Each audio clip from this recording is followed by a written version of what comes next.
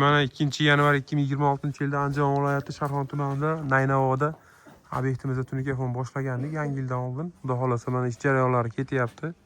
Sizlarga mana shularga to'liq informatsiyasini beraman. Darvozaxona, ichkari shapka, ko'cha tomon ayvonchalarni olganmiz. O'sha usti laklangan tunikada 1 kvadratini 140 ming so'mdan xonadon egasiga qilib beryapmiz. Hamma rasxodlar ichida.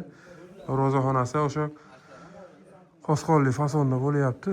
Bu taraflari esa oppoq alkafon fasonda bo'lib davom etyapti. Mana bu taraflarini ham ancha chiroyli holatda qilib, burchalarni chiqarib qildik. Materiallarimiz ham mana shu holatda yetib keldi.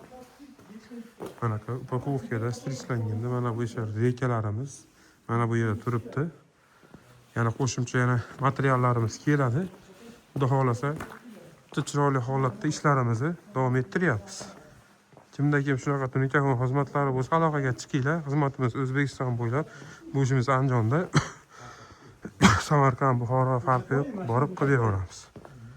Burchakka ham bir qator qarab baho berib ko'rasiz. Burchakni ham juda chiroyli holatda chiqarib, juda chiroyli holatda qilib ketyapmiz. Bemalol aloqaga chiqaverasizlar.